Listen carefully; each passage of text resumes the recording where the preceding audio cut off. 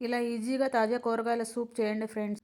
మొదటిగా ప్యాన్ పెట్టి హీట్ చేసి ఒక స్పూన్ నెయ్యి వేసి కొంచెం వెల్లుల్లి అల్లం తరుగు వేసి 20 సెకండ్లు వేపండి.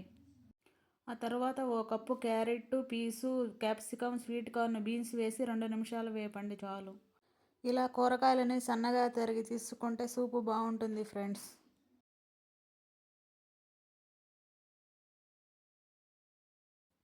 ఇప్పుడు నీళ్లు వేసి కొంచెం సేపు మరిగించండి. ఇప్పుడు అందులోనే టేస్ట్కి సరిపడినంత సాల్టు, ఇప్పుడు కొంచెం మిరియాల పొడి, కొంచెం చిల్లీ ఫ్లేక్స్ వేసి మరిగించండి. ఇప్పుడు అందులోనే కొంచెం నిమ్మరసం, కొత్తిమీర వేసి మరిగించండి.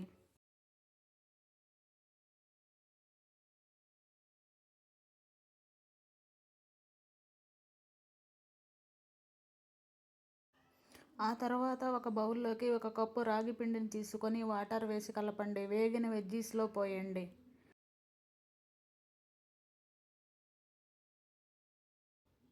ఇలా సింపుల్గా హెల్తీగా ఉండే వెజిటేబుల్ సూప్ రెడీ ఫ్రెండ్స్.